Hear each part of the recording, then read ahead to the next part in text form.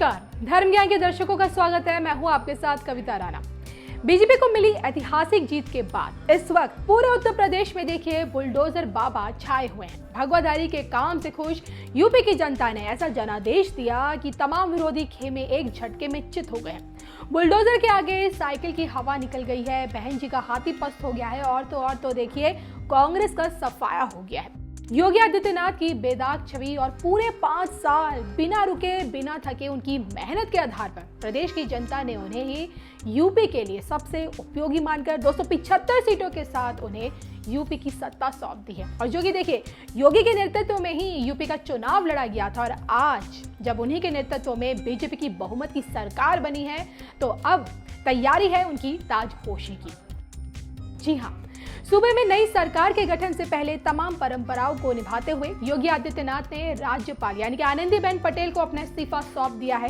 अब जब तक सूबे में नई सरकार का गठन नहीं होता है तब तक योगी बतौर कार्यवाहक मुख्यमंत्री काम करेंगे और ऐसे में उनके शपथ समारोह को लेकर चर्चाएं जोरों पर है, क्योंकि फिलहाल देश के प्रधानमंत्री और देश के गृह मंत्री दोनों ही गुजरात में हैं और उनकी वापसी के बाद ही शपथ ग्रहण की तारीख तय होगी। हालांकि सूत्रों की माने तो होली से पहले यानी कि 15 मार्च को यूपी में नई सरकार का गठन हो सकता है और ऐसे में देखिए सवाल ये उठता है कि होलास्टक में शपथ ग्रहण का समारोह आयोजित करना कितना उचित है और इसको लेकर देवी के डॉक्टर श्रीपति त्रिपाठी जी का क्या कहना है, पहले आप वो सुनिए।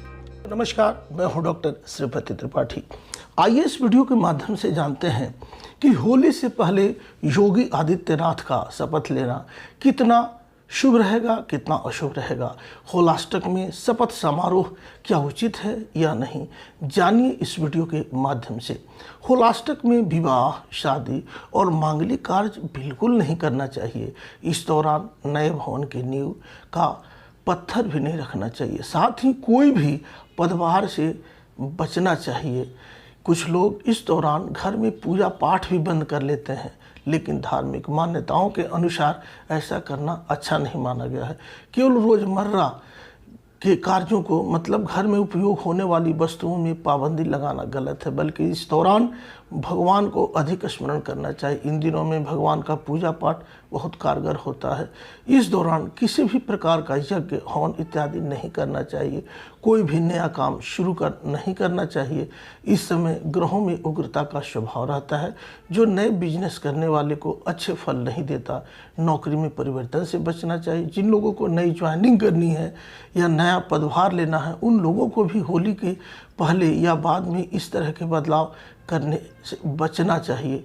होली से पहले योगी आदित्यनाथ का शपथ लेना धार्मिक मान्यता के अनुसार शुभ नहीं होगा। होलास्टक में शपथ लेना उचित नहीं होगा। होलास्टक में मतलब होली से 8 दिन पहले कोई भी शुभ काम नहीं करना चाहिए। शुभ काम करने पे चूँकि लिखता है कि धर्मो रक्षति रक्षिता, आप धर्म की रक्षा करने के लिए हैं और धर्म के अनुसार अगर काम नहीं करेंगे तो उसका प्रतिकूल असर देखने को मिलेगा। तो इस समय किसी भी प्रकार का पदभार और खासकर योगी आदित्यनाथ को इस दरम्यान मुख्यमंत्री पद का पदभार ग्रहण करना हितकारी नहीं होगा। इसलिए होलास्टक के बाद निश्चित रूप से ग्रह दशाएं इनके लिए अनुकूल रहेंगी और ये बेहतर करेंगे। आप सब यूं ही बने रहें। मिलते हैं अगले वीडियोज़ के साथ, तब तक के लिए नमस्कार। तो इस 17 मार्च को होलिका दहन है और 18 मार्च को देश भर में देखिए रंगों की होली मनाई जाएगी और ऐसे में अक्सर ये देखा गया है कि होली से कुछ दिन पहले गृह प्रवेश, शादी, मुंडन संस्कार आदि तमाम शुभ कार्य वर्जित हो जाते हैं। अब देखिए इसके पीछे की मान्यता ये कहती है कि फाल्गुन मास के शुक्ल पक्ष की अष्टमी को होलास्टक लग जाता है और जो पूर्णिमा तक जारी रहता है। आखिर क्या होता है होलास्टक, पहले आपको वो हम बताते हैं।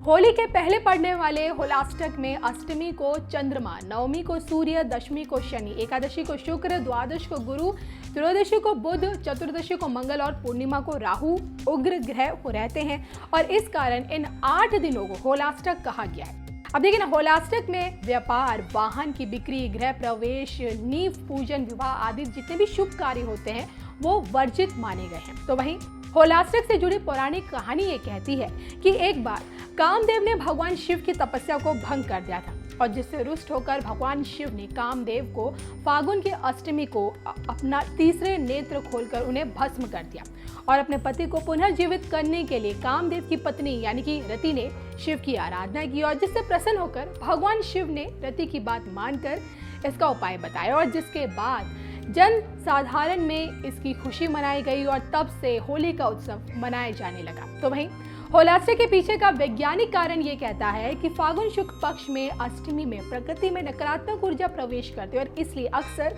इस दौरान गृह प्रवेश या कोई भी शुभ कार्य नहीं किए जाते हैं।